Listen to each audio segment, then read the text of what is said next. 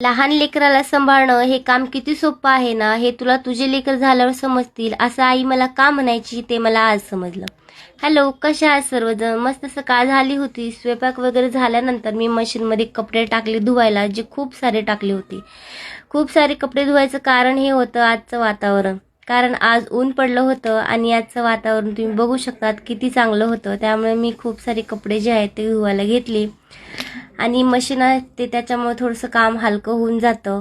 शेतामध्ये खूप सारे मुगाच्या शेंगा आल्या होत्या, त्या आम्ही सकाळीच वाळत घातल्या होत्या. त्याच्यावर थोडंसं हात वगैरे फिरून घेतलं आणि या शेंगा बघून असं वाटतंय की यावर्षी मूग काही कमी पडायचं नाही आम्हाला खायला.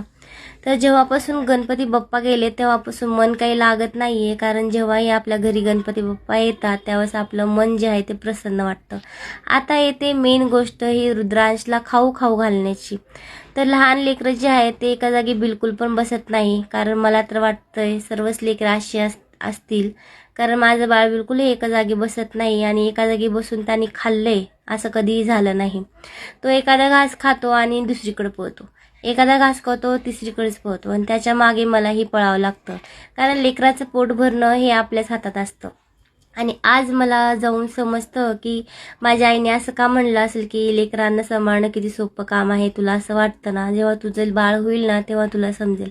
आणि आज मला वाटतं की हो आई, खरंच सॉरी जर मी तुला खूप त्रास दिला असेल, कारण हे माझ्याच लेकराला बघून मला वाटतंय की मी माझ्या आईला किती त्रास दिला असेल. पहिल्याच्या काळामध्ये लोक 6-6 लेकरं त्यांची असायची, ती कसं सांभाळत असतील. मला खरंच त्यांचं एवढं नवल आणि कौतुक वाटतं ना. तर म्हणतात की आई एक योद्धा असते आणि ती कोणत्याही संकटातून जे आहे ते रस्ता काढतेच. तर मी माझ्या लेकराला जे आहे ते मोबाईलमध्ये त्याच्या आवडीची गाणी जसे की लाल टमाटर, हाती राजा, चिवची चिमणी असं लावून देते. आणि त्याला जर एखादं गाणं नाही आवडलं तर तो तिथूनही पळ काढतो. मग त्याला सांगावं लागतं बाबा थांब, तुझ्या आवडीचं दुसरं गाणं चेंज करते. मग तो तिथं बसतो.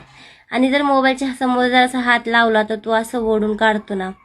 मला माहिती आहे की ही सवय थोडीशी वाईट आहे लेकरांना मोबाईल लावण्याची, पण काय करू, यात जर लेकरं बसत असतील तर याच्यात काही वाईट नाही असं मला वाटतं. तर आजसाठी बस एवढंच. Thanks for watching.